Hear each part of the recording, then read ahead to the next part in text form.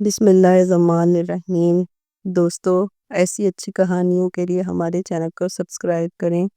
آج ہم دو کہانی لگائیں گے۔ پہلی کہانی کا نام ہے دیوانی۔ کہانی سٹارٹ کرتے ہیں۔ میں مغرب کے بعد تھکا ہارا اپنے کام سے لوٹا۔ آج کام بہت زیادہ تھا کیونکہ میئر صاحب دورے پر آ رہے تھے، تو مجھے اور میرے ساتھیوں کو آج پہلے سے زیادہ کام کرنا پڑا تھا۔ میں اپنی مخصوص جگہ پہ جا کے اپنی پھٹی پرانی چادر اوڑھ کے سو گیا۔ یہ ایک مصروف و معروف سڑک کا فٹ پاتھ تھا۔ یہ بہت اہم لوکیشن تھی۔ سڑک کے ایک طرف کچھ دور کسی بڑے افسر کا بنگلہ تھا، دوسری طرف کچھ آگے جا کے بینک، اور دونوں سے ہٹ کر تھوڑی دور ایک بہت بڑا بازار تھا۔ میں کچھ دیر چادر تان کر سونے کی کوشش کرتا رہا، مگر پھر ایک بے نام سی الجھن نے مجھے اٹھ کے بیٹھنے پر مجبور کر دیا۔ میں نے فٹ پاتھ کے زرد بلب ملی جلی روشنی میں تھوڑی دور کچھ دیکھنے کی کوشش کی۔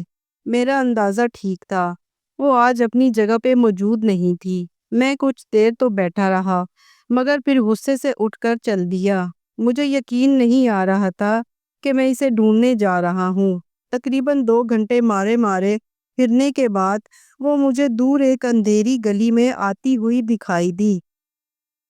لاٹھی تھامے ہوئے بڈھی اور بدصورت دیوانی۔ اگرچہ اسے دیکھ کر مجھے اطمینان ہوا اور میرے بے معنی خدشات دم توڑ گئے، مگر اس تک پہنچتے پہنچتے میرا پارا پھر ہائی ہو چکا تھا۔ کہاں گئی تھی تو؟ وقت دیکھا ہے؟ عشاء کی اذان بھی ہو چکی ہے۔ ایک تو سارا دن سڑکیں صاف کر کے آؤ اور پھر ان محترمہ کو بھی ڈھونڈو۔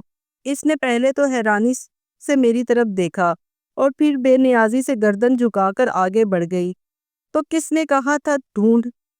تو میری فکر نہ کیا کر۔ میری لمبی تقریر کے بعد 2 جملے میرے منہ پہ مار کر وہ چلی گئی۔ پیچھے میں پیر پٹک کر رہ گیا۔ ہاں، تو مجھے بھی کوئی شوق نہیں ہے کہ ایک کنگلی دیوانی کے پیچھے خوار ہونے کا۔ وہ تو بس مجھے خیال آ گیا کہ بڈھی کہیں مرا نہ گئی ہو۔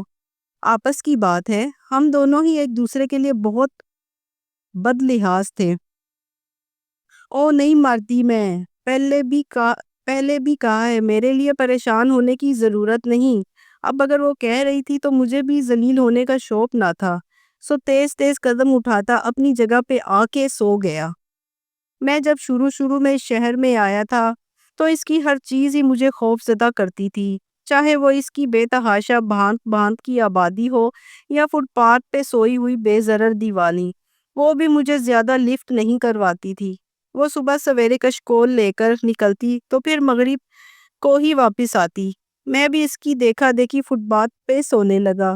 اس کی کل متا اس کی طرح ہی ایک بدرنگ اور بدحال گتھڑی تھی، جسے وہ ہر وقت سینے سے لگا کے رکھتی تھی۔ کہنے کو تو شہر آ کر عام لوگ بھی بہت کچھ بن جاتے ہیں، مگر یہاں آ کر میں خاک بن گیا، کیونکہ بڑے کاموں کے لیے بڑے حوصلوں کی ضرورت ہوتی ہے۔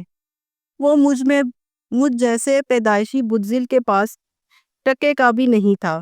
میں یہاں آ کے عدم تحفظ اور عدم اعتماد کا شکار بھی تھا، تو شاید اس لیے بھی اس حقیر پیشے کو اپنانے پر مجبور ہو گیا۔ ایک دن دیوانی ارد گرد کے لوگ اسے دیوانی بلاتے تھے، گاڑی سے ٹکرا کر زخمی ہو گئی۔ بیچاری بوڑھی، اب اتنا نظر بھی کہاں آتا ہوگا، حالانکہ اس کی ہر وقت گھومتی آنکھیں اس کے برعکس تاثر دیتی تھیں۔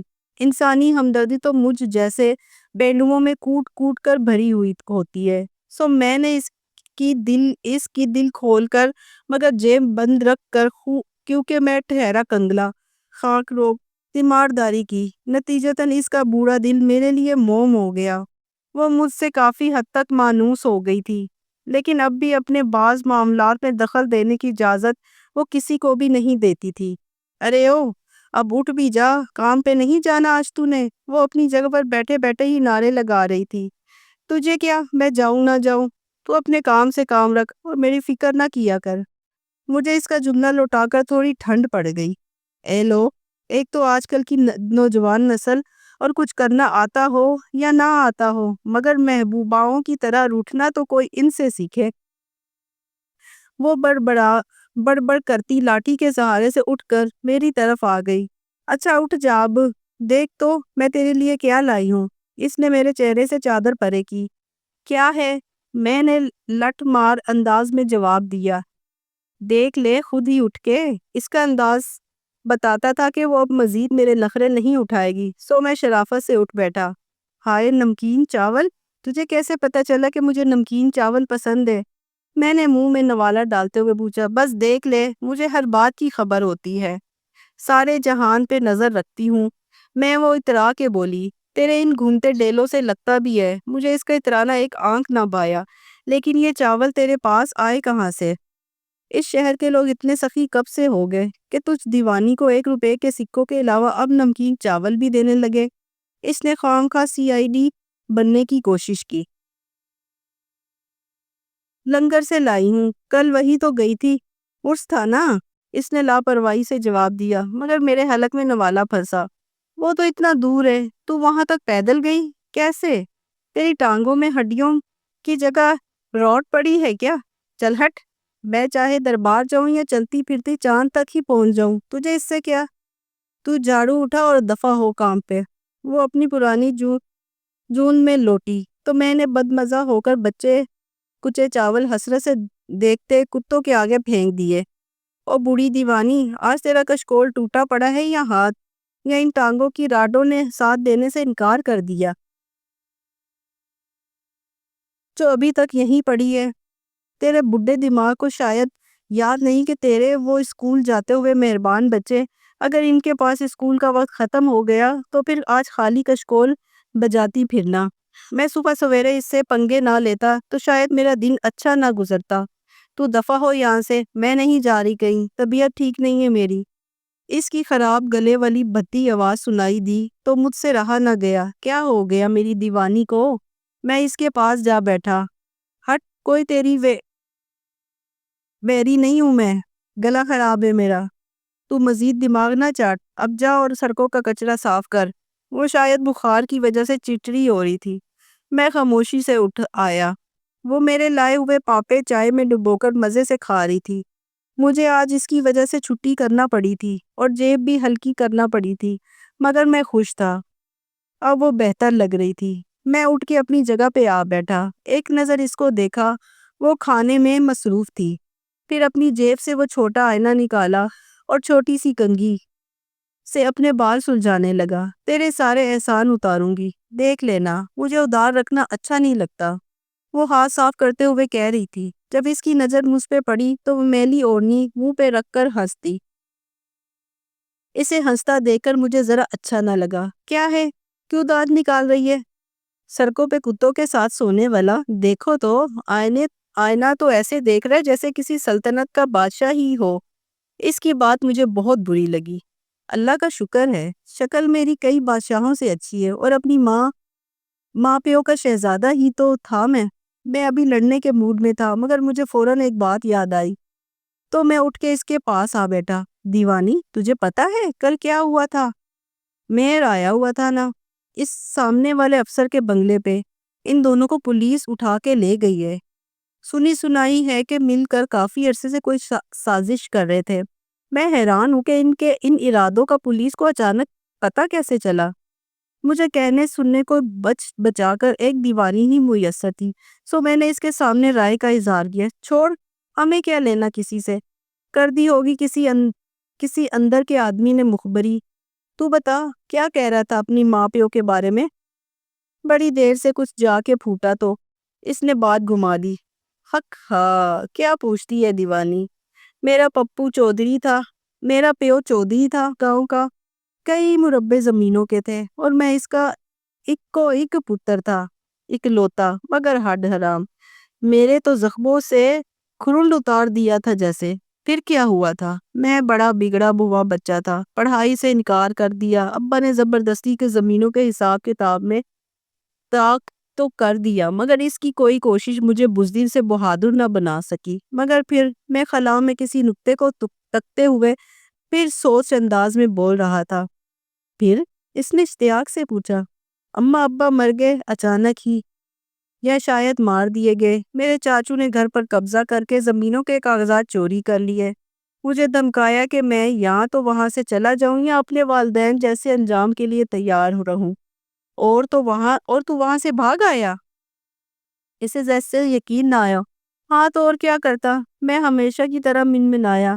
بڑا ہی کوئی بزدل ہے تو، وہ افسوس سے بولی۔ ہاں شاید، میری اماں کہا کرتی تھی کہ تیرے ہڈ ہلامی اور بزدلی تجھے دھول چٹائے گی ایک دن، اور دیکھ میں آج دھول ہی تو چاٹ رہا ہوں۔ میں تلخی سے ہنسا۔ تیرے جیسے لوگ کبھی کچھ اچھا کر بھی نہیں سکتے، تجھے تو دیکھ کر ہی لگتا ہے کہ تو زمین پر رینگنے کے لیے پیدا ہوا ہے، آسمانوں میں پرواز کے لیے نہیں۔ اچھا بس بس، دیکھنا ایک دن میں بڑا آدمی بنوں گا اور تو یہی کشکول ہاتھ میں لے کے مجھے دیکھتی رہ جائے گی۔ مجھے خوش جوش چڑھا۔ دیکھتے ہیں کون کس کو دیکھتا رہ جاتا ہے۔ وہ پراسرار انداز سے مسکرائی اور اس کا اصرار بھی مجھ پہ کھل ہی گیا۔ کچھ دنوں بعد ہم دونوں فٹ پاتھ پہ حسب معمول لڑنے میں مشغول تھے، جب جب کالی شیشوں والی گاڑیاں زن سے ہمارے ساتھ رکی۔ آ جائے میڈم، گارڈ نے آگے بڑھ کر سیلیوٹ مارنے کے بعد اس کے لیے دروازہ کھولا۔ وہ آگے بڑھی اور اپنی میلی اوڑھنی اتار کے پھینکی۔ اس کے لمبے اور خوبصورت بال اس کی کمر پر لہراتے چلے گئے۔ اس نے رخ موڑ کے ایک سلگتی ہوئی ہنسی سے مجھے نوازا۔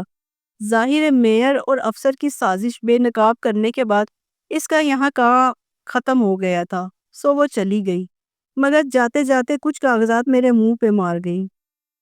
میں بشر رحیم، اگرچہ اس کے دیے میری زمین اور حویلی کے کاغذات لے کر، جو کہ یقیناً اس نے میرے چچاؤں کو دھمکا کر حاصل کر لیے تھے، اور یقیناً یہ کام نکلوانا اس کے لیے مشکل نہ تھا۔ اب ایک معزز زمیندار تھا، پچھلے کئی سالوں میں کی گئی اپنی محنت کے بعد اب اگر اس نے اتنا کر ہی دیا تھا تو مجھے بھی بہادر بننا پڑا۔ ویسے بھی اب اس کے بعد میرا وہاں دل لگنا مشکل تھا۔ اپنے گاؤں کا نیا چودھری بن گیا ہوں۔ میرے چچاؤں نے بھی کبھی میرے راستے میں آنے کی کوشش نہیں کی، الٹا وہ مجھ سے خوف کھاتے ہیں۔ نہ جانے اس نے ان کے ساتھ کیا کیا، لیکن آج بھی جب مجھے دیوانی یاد آتی ہے تو میرا انسانیت سے اعتبار نئے سرے سے اٹھ جاتا ہے۔ میری خود ساختہ مظلومیت، مگر حقیقت یہ ہے کہ لوگ جیسے نظر آتے ویسے ہوتے نہیں۔ وہ بظاہر بڈھی مگر حقیقتاً حسین دوشیزہ، یقیناً ملک کے کسی اور کونے میں دشمن کے عزائم کو ناکام بنانے کے لیے موجود ہوگی، ملک کے دیگر کئی بہادروں کی طرح۔ مگر میرا اس سے غصہ ختم نہیں ہوتا، ہو نہ ہو بہروپی کہیں کی۔ دوستو، ایک کہانی ہماری ختم ہوئی۔ آپ ہمارے چینل کو جلدی سے سبسکرائب کر دیں اور اپنا کمنٹ ضرور دیا کریں۔ دوسری کہانی سٹارٹ کرتے ہیں۔ دوسری کہانی کا نام ہے جنت۔ گرمیوں کی دوپہر آہستہ آہستہ ڈھل رہی تھی۔ شام کے 4 بج رہے تھے جب وہ چاروں بہنیں صحن میں لگے دریک کے درخت کے نیچے بیٹھ کر کچے پکے آم کھا رہی تھی، جو کچھ دن پہلے گندم میں رکھ کر دبا دیے تھے اور آج تھوڑے پک گئے تھے۔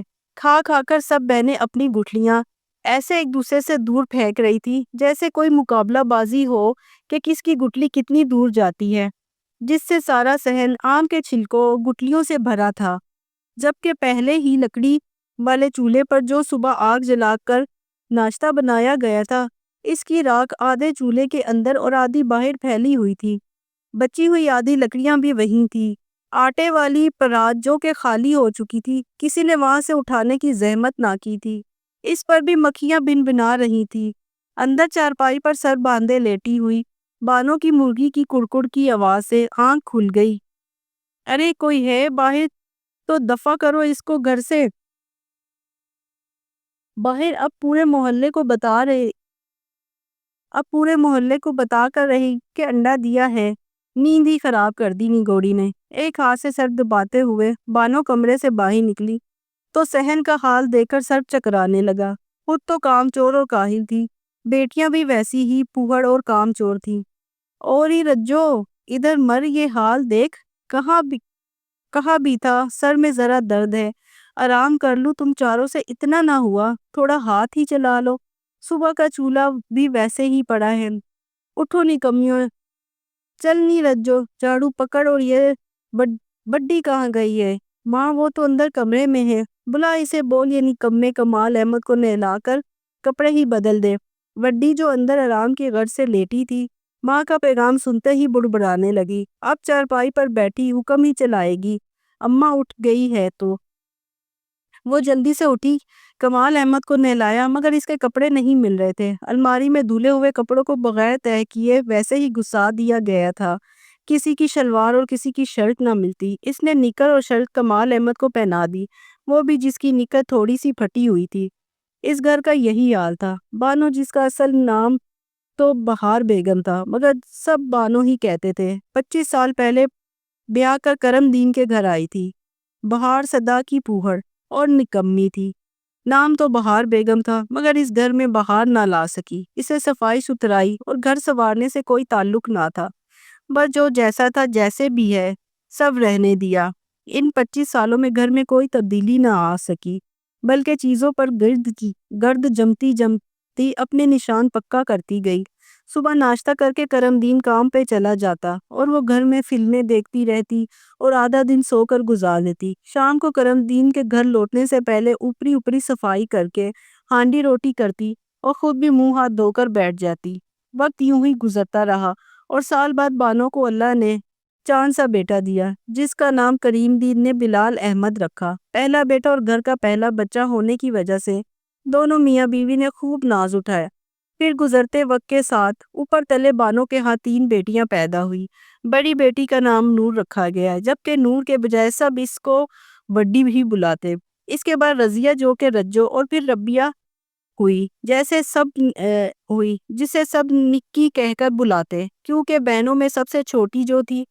اور چوتھے نمبر پر اللہ نے پھر کرم کیا تو ایک بیٹا عطا فرمایا۔ کرم دین کی خوشی کا کوئی ٹھکانہ نہ تھا۔ اس کا نام کمال احمد رکھا اور یوں اوپر تلے اتنے بچوں کی پیدائش اور ان کی دیکھ بھال بانو سے نہ ہو پائی۔ سارا دن سر باندھے تھکی نظر آتی۔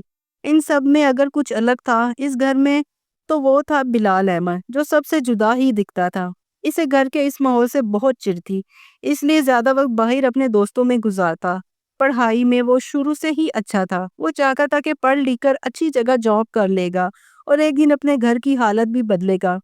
وہ جب پڑھائی کی غرض سے دوستوں کے ہاں جاتا تو ان کے گھر کا صاف ستھرا ماحول دیکھ کر بہت خوش ہوتا اور گھر والوں کی سلیقہ شعاری سے متاثر بھی ہوتا، اور اگر کبھی دوست کے گھر والے کھانے میں کچھ پیش کرتے تو دیکھ کر حیران ہوتا کہ کھانا کتنا مزے کا ہے، اور اس سے بھی زیادہ اچھی بات کھانے کو پیش کرنے کا سلیقہ اسے متاثر کرتا، جو اس کی بھوک کو بڑھا دیتا، اور ایسے میں ہی اسے اپنے گھر کے گندے برتن یاد آتے جو کھانے کے وقت ہی جلدی جلدی میں دھوئے جاتے، اور گیلی پلیٹ یا کٹوری سے پانی کے قطرے بہہ رہے ہوتے تھے تو اس میں ہی چاول یا سالن ڈال دیا جاتا جو کھانے کا مزہ خراب کر دیتا۔ یہی وجہ تھی کہ بلال احمد نے گھر نے اپنے لیے ایک کمرہ الگ ہی سیٹ کر رکھا تھا، جس میں پلنگ اور وہ صاف چادر بچھاتا، ایک طرف چھوٹی سی دیوار میں بنی کسی وقت کی الماری میں اپنے کپڑے سلیقے سے رکھتا اور چھوٹی میز پر اپنی کتابوں کو سجا کر رکھتا۔ اور ہاں، وہ باہر جاتے ہوئے اس کمرے کو تالا لگانا کبھی نہ بھولتا، ورنہ اس کے آنے سے پہلے اس کمرے کا حال بھی گھر جیسا ہوتا۔ بلال کی پڑھائی مکمل ہونے کے مراحل میں تھی۔ اس نے پارٹ ٹائم ایک جاب بھی شروع کر دی، جس میں سے کچھ پیسے وہ اپنے پاس رکھتا اور کچھ ماں کے ہاتھ رکھ دیتا۔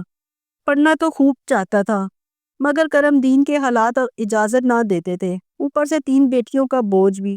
بڑی تو 5 پڑھ کر گھر بیٹھ گئی۔ رجو کو بھی کوئی خاص لگاؤ نہ تھا پڑھنے سے، اس لیے مشکل سے 8 ہی پڑھ پائی، وہ بھی سرکاری اسکول میں، جبکہ نکی ربیہ پڑھائی میں اچھی تھی اور بھائی بلال سے بھی پڑھ لیا کرتی تھی۔ کمال احمد بھی دوسری جماعت میں پڑھ رہا تھا۔ بلال کی عادت تھی کہ ہفتے میں ایک بار اپنی پھپھو کے گھر ضرور جاتا، جہاں اسے کافی پرسکون ماحول ملتا۔ چھوٹی پھپھو کا ایک ہی بیٹا اور بیٹی تھی، بڑا بیٹا یاسر اور بیٹی جنت، جو کہ FA کرنے کے بعد گھر داری سیکھنے کے بعد سلائی کورس بھی کر چکی تھی اور آج کل گھر کے بچوں کو ٹیوشن پڑھانے کے ساتھ گھر بھی سنبھالا ہوا تھا۔ جنت ایک سلجھی ہوئی سلیقہ شعار لڑکی تھی، جو دوپٹہ سلیقے سے سر پر سجائے رکھتی اور ہر آئے گئے سے بہت ادب سے پیش آتی۔ گفتگو کا انداز بہت ہی نرم تھا، جو بھی ملتا اس کی تعریف کیے بنا نہ رہتا۔ ان ہی دنوں بلال احمد کے دل کو بھی جنت بھا گئی اور اس نے سوچ لیا تھا کہ یہ جنت گھر کو ضرور جنت بنا دے گی۔ یاسر بھائی سے بلال احمد کی اچھی دوستی تھی، شام کو اکثر ہی واپسی پر اکٹھے گھر آتے، کیونکہ بلال کی نوکری بھی یاسر بھائی نے اپنی فیکٹری میں ہی لگوائی تھی، جو کہ بلال نے پارٹ ٹائم جاب چھوڑ کر اب یہ نوکری شروع کر دی تھی۔ تنخواہ تو 25,000 تھی اوور ٹائم لگا کر، مگر اس کی فیکٹری کے سب لوگ اس سے بہت خوش تھے اور مالک بھی اس کی ایمانداری کو سراہ رہے تھے۔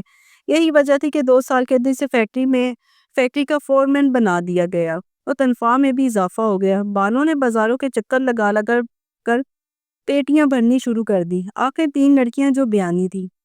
ایک شام کھانا کھاتے ہوئے جیسے ہی بلال نے ماں سے اپنی خواہش کا اظہار کیا اور ماں کو پھپھو کے گھر جنت کا ہاتھ مانگنے کے لیے جانے کا کہا تو کرم دین خوش ہوا، مگر بانو کو تو غش آنے لگے۔ ہائے میرے کماؤ پوت، ہاتھ پر ڈال بیٹھے۔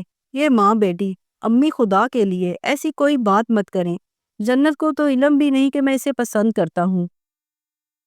یہ تو میری خواہش ہے۔ لڑکیاں بھی بہت خوش تھی کہ بھیا کی شادی ہوگی، گھر میں بھابھی آئے گی، مگر ماں تھی کہ کسی طور ماننے کو تیار نہ تھی۔ مگر اس بار کرم دین بیوی کے آگے ڈٹ گیا، کیونکہ وہ اپنے بیٹے کو جانتا تھا کہ کیوں ساری عمر وہ گھر سے کٹ کر رہا، کیوں اس ماحول سے بھاگتا رہا، اور اب جس لڑکی کا انتخاب اس نے کیا تھا وہ اس کے خواب پورے کر سکتی تھی۔ جیسے بھی ہو، آخر کرم دین نے بیوی کو ساتھ چلنے پر راضی کر لیا۔ آج دونوں میاں بیوی جنت کے گھر اس کا رشتہ مانگنے جا رہے تھے۔ بانو بہت سالوں بعد نن کے گھر جا رہی تھی۔ گھر میں داخل ہوئے تو بانو کا موڈ آف ہی تھا۔ کرم دین نے ہی بہن سے بات شروع کی۔ اتنے میں جنت بڑی ٹرے میں کھانے کے لوازمات لے کر آئی، جس میں کباب، سموسے، سبزی کے رول اور ساتھ ہی مختلف قسم کے بسکٹ اور کیک، نمکو وغیرہ کے ساتھ مزیدار چائے بھی تھی۔ بانو بڑی ٹرے اور لوازمات دیکھ کر حیران رہ گئی۔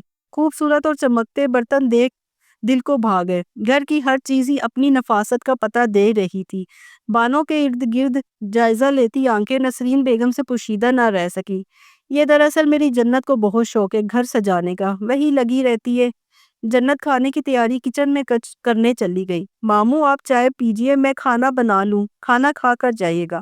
بھائی نے بہن کو آنے کا مقصد بیان کیا تو بہن بیٹے یاسر کی طرف دیکھنے لگی، کیونکہ باپ کی وفات کے بعد وہی اس گھر کا وارث تھا۔ یاسر نے ماں کو آنکھ اور سر ہلا کر اشارہ کرتے ہوئے کہا، ہاں کہنے کا اشارہ کیا۔ وہ بلال کی طبیعت اور ایمانداری سے اچھی طرح واقف تھا، مگر نسرین بیگم نے بھائی سے بولا کہ وہ سوچ کر جواب دیں گی۔ بلال نسرین بیگم کو بہت پسند تھا، مگر اس گھر کا ماحول اور بانو کا رویہ اسے ڈرا رہا تھا، اس لیے نسرین بیگم نے سوچنے کا وقت مانگا۔ جنت نے کھانا لگا دیا، قورمہ، پلاؤ، رائتہ، سلاد اور ساتھ صبح کی بنائی ہوئی کھیر بھی رکھ دی، جو کہ یاسر کے آج گھر میں ہونے کی وجہ سے اس کے لیے ماں نے بنائی تھی۔ ساتھ گرم گرم روٹیاں، پانی اور کولڈ ڈرنک بھی رکھ دی۔ بانو یہ سب سلیقہ دے کر بہت متاثر ہوئی۔ کھانے سے فارغ ہو کر اب کرم دی نے رخصت چاہی تو ساتھ ہی بانو بول اٹھی، نسرین باجی، جنت پر پہلا حق ہمارا ہے، ہمیں جواب ہاں میں چاہیے۔ ماشاءاللہ، میرا بلال لاکھوں میں ایک ہے۔ یاسر ماں کو قائل کر رہا تھا، امی بلال ہماری جنت کے لیے مناسب رہے گا، اس میں کوئی بری عادت نہیں ہے، کماتا بھی اچھا ہے اور فیکٹری میں بھی اس کی بہت عزت ہے۔ رہا سوال گھر کے ماحول کا تو مجھے یقین ہے ہماری جنت گھر کو سنبھال لے گی۔ ویسے بھی ہمیں جنت سے پوچھنا چاہیے وہ کیا چاہتی ہے۔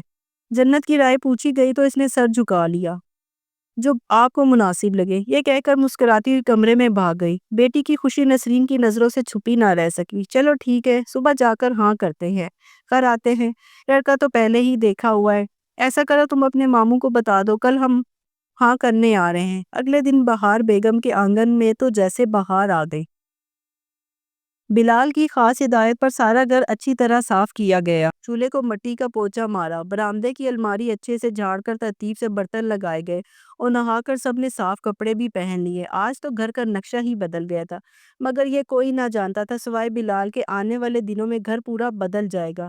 اتنا پختہ یقین تھا اسے اپنی جنت پر۔ قورمہ اور بریانی گھر پر بنا لی گئی، باقی تمام لوازمات بلال بازار سے ہی لے آیا۔ خیر و عافیت سے ہاں ہو گئی، پورے محلے میں لڈو بانٹے گئے اور ساتھ ہی شادی کی تاریخ بھی رکھ دی گئی۔ بانو کے تو سمجھو پاؤں زمین پر نہ ٹکتے تھے۔ پیٹیوں کے منہ کھول دیے گئے جس میں بانو نے بازار سے لڑکیوں کے جہیز کے جوڑے لا کر رکھے تھے، سب باہر نکالے۔ آخر دنیا کو بھی پتہ چلے بہار بیگم میں کوئی سلیقہ تو ہے، کچھ تو سنبھال کر رکھا ہے۔ اچھی سی بری تیار ہوئی، لڑکیوں کو بھی خوبصورت جوڑے سلوا کر دیے اور خود بھی آج وہ بارات کے ساتھ واقعی بہار لگ رہی تھی۔ کرم دین کو لگا آج پہلی بار غور سے دیکھا ہے بانو کو۔ جنت بیاہ کر ماموں کے گھر آ گئی۔ جنت نے سب کو خوش کر دیا۔ وہ صبح اٹھتی، نماز ادا کرتی، بڈی اور رجو کو اٹھاتی، وہ نماز قرآن پڑھتی، نکی اور کمال احمد مسجد میں سپارہ پڑھنے چلے جاتے، نماز سبق سے فارغ ہو کر صحن صاف کرتی، چولہا چلاتی اچھے سے پراٹھے بنا کر سب کو ناشتہ کراتی۔ نکی اور کمال اسکول نماز سبق سے فارغ اور صحن صاف کرتی، چولہا جلاتی، اچھے سے پراٹھے بنا کر سب کو ناشتہ کراتی۔ نکی اور کمال اسکول، کرم دین اپنے کام پر، جبکہ بلال فیکٹری چلا جاتا۔ رضیہ کو اس نے سلائی سیکھنے پر ڈال دیا۔ بڈی کو کھانا پکانا گھرداری کے طریقے سکھانے لگی۔ روز بٹی کے چولہے کو پوچھا مارتی، برتن دھوتی تو لشکارے مارتے، دھوپ میں پڑے کپڑے دھوتی تو بڑی کو بتاتی ان کو الٹی کر کے خشک کرنے کے لیے تار پر پھیلاؤ تاکہ اوپر پرندہ بیٹھ جائے یا کوئی مسئلہ ہو تو داغ واضح نظر نہ آئے۔ کھانا پکاتی تو اسے پاس بٹھا لیتی۔ ہانڈی کو ایسے بھونو، مسالے اس تناسب سے ڈالو، برتن کھانے سے پہلے دھو کر خشک کر کے صاف کر کے رکھتی۔ الماریاں کھولی، سارے کپڑے نکال کر پورے جوڑے تہہ لگا کر رکھ دیے۔ جو پھٹے کپڑے تھے سب ایک شاپر میں ڈال کر پاس رکھ لیے اور بیٹھ گئی سلائی مشین لے کر، سب کو اچھے سے سلائی لگا کر پہننے کے قابل بنایا۔ شام ہوتے ہی صحن میں پانی کا چھڑکاؤ کر کے چارپائیاں بچھا دیتی اور مغرب سے پہلے ہی کھانا تیار کر کے رکھ دیتی۔ روٹیاں گرم گرم ہاٹ پاٹ میں ڈالتی جاتی۔ بانو جنت کی سلیقہ شعاری اور گھر کی خوبصورتی دیکھتی تو باغ ہو جاتی۔ بڈی بھی اب بہت کچھ سیکھ چکی تھی۔ محلے والے جو پہلے گھر آنے سے گھبراتے تھے اب آنے جانے لگے، بلکہ بعض تو کھا پی کر ہی اٹھتے۔ جنت نے واقعی جنت بنا دیا تھا گھر کو۔ جلد ہی وڈی اور رضیہ کا رشتہ بھی آ گیا اور ان کی منگنی بھی کر دی گئی۔ سب بہت خوش تھے۔ کرم دین تو اپنی لاڈلی بانجی کو دیکھ کر نہال ہوتا۔ بانو صدقے واری جاتی۔ بلال تو پہلے ہی اس کا دیوانہ تھا۔ آج وہ گلابی جوڑے میں شیفون کے دوپٹے کو سر پر اوڑھے اور ہاتھ میں چوڑیاں پہنے چھن چھن کرتی جاتی اور دوپٹے کا پلو بار بار سرک جاتا۔ دوپٹہ اوڑھتی تو چوڑیاں پھر چھن کرتی اور بلال کے دل کو چھو جاتی۔ اماں لگتا ہے بیڑے میں بہار آنے والی ہے۔ لے پتر، وہ تو تیرے پیدا ہونے سے پہلے ہی آ گئی تھی۔ اماں کی بات پر سب نے کہکا لگایا تھا۔